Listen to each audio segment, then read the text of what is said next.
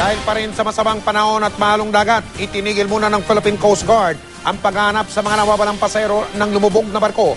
Doon po yon sa may El Nido sa may Palawan. Pati ang bakasyon ng mga turista doon apektado na rin. Nakatutog, live na naman si Emil Sabangil. Emil. Mike, sa oras na kumalma na ang dagat, muling itutuloy ng Philippine Coast Guard ang search and rescue operation. Bukas, katuwang na ang Philippine Navy.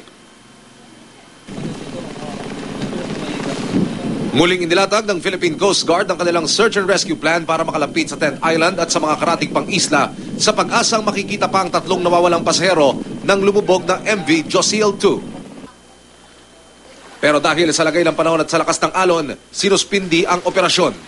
Ang patrol gunboat ng Philippine Navy nasasama rin sana sa search and rescue mission at isa rin sa mga unang sumaklolo nang lumubog ang barko noong Martes ng gabi. Hindi rin binigyan ng go signal na makapaglayag. Huwag kayong kung sana po pumili. Ayun sir, biyan namin, sabihan nyo lang.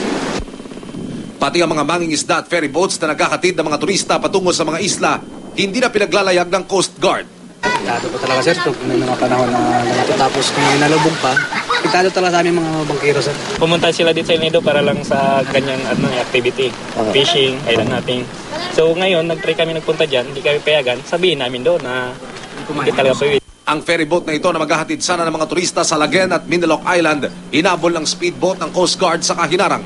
Stranded ngayon sa pier ang mga turista na hindi na iwasang madismaya. Sabi naman ng mga guide namin okay lang daw eh.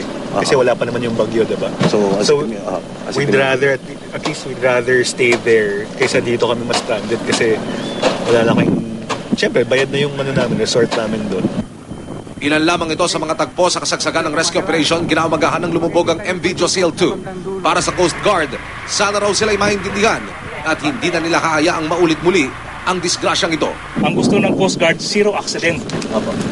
So, based sa assumption ko, bawal, napakadelikado para sa mga bangka.